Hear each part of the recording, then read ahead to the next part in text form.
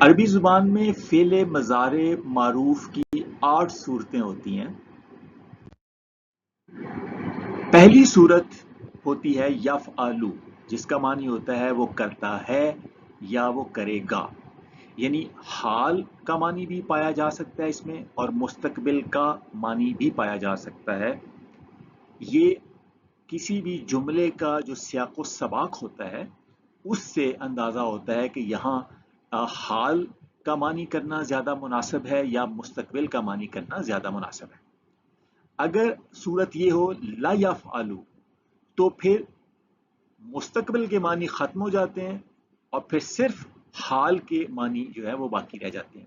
تو لا یفعلو کا معنی ہوتا ہے وہ کرتا ہے، تو یہ حال کے لیے خاص ہو جاتا ہے فعل مضارع۔ اگر مستقبل کے لیے خاص کرنا ہو تو یا آتا ہے سا یفعلو یا آتا ہے سوفا یفعلو۔ اگر مستقبل قریب ہو تو پھر آتا ہے سا یفعلو، وہ ان قریب کرے گا۔ اور اگر کچھ مدت بعد والا مستقبل ہو یا مستقبل بعید سے کہتے ہیں تو پھر آتا ہے سوفا یفعلو۔ تو سیفعلو یا سوفا یفعلو یہ مضارع کے معنی کو مستقبل کے لیے خاص کر دیتا ہے اور اس پہ حال کے معنی جو ہے پریزنٹ کے معنی وہ ختم ہو جاتے ہیں۔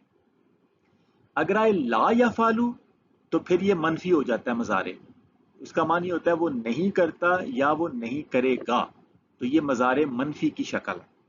اور اگر آ جائے قد یفعلو تو اس کا معنی ہو جاتا ہے وہ کبھی کبھار کرتا ہے یا کبھی کبھار کرے گا۔ تو یہ جو قد جو مضارع سے پہلے آتا ہے یہ تقلیل کے معنی دیتا ہے، یعنی معنی دیتا ہے یعنی کبھی کبھار کے۔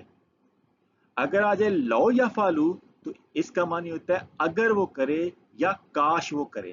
تو لو کا معنی اگر ہو جاتا ہے یا کاش، تو یہ جو ہے وہ مضارع کو شرطیہ بنا دیتا ہے یا تمنائیہ یا عرضیہ اسے کہتے ہیں وہ بنا دیتا ہے۔